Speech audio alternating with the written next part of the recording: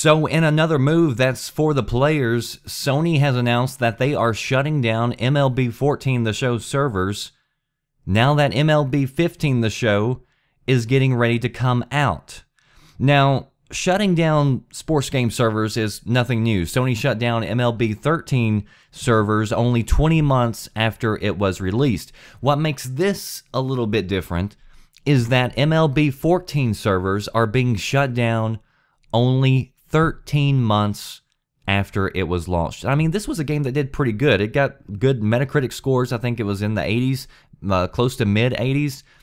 So 13 months after release, just barely getting it over the 1-year marker. And for those players who didn't even pick it up at launch, they won't even get a full year to play it.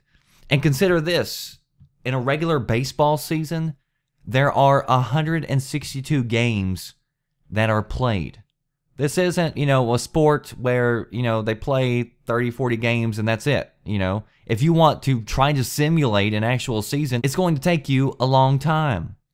And again, other sports titles have been removed, but let's compare it to that evil corporation EA.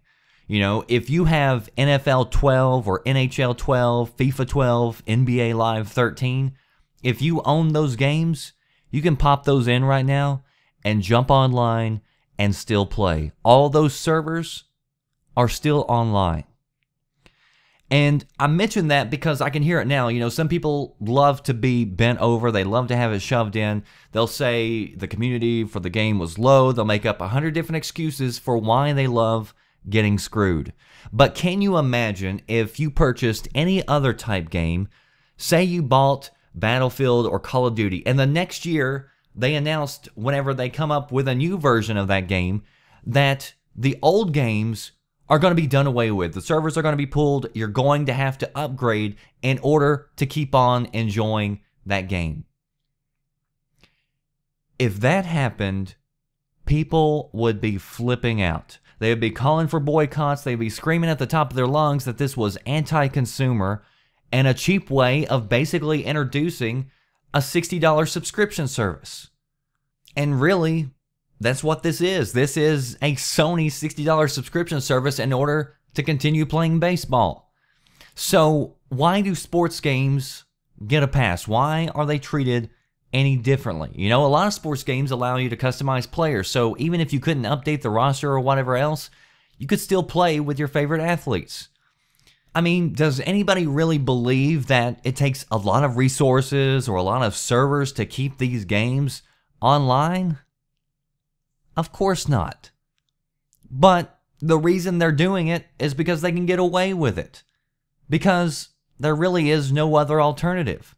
If there was another good MLB game on the PS4, do you think Sony would be shutting down the servers only 13 months after release? Probably not. But since there is no competition, there's really no other choice for you to have other than to pay up and to get the new version for another $60. And so the only choice you're now faced with is the question of whether or not you're okay with your sports games basically becoming a subscription service. So are you? Are you listening? Damn.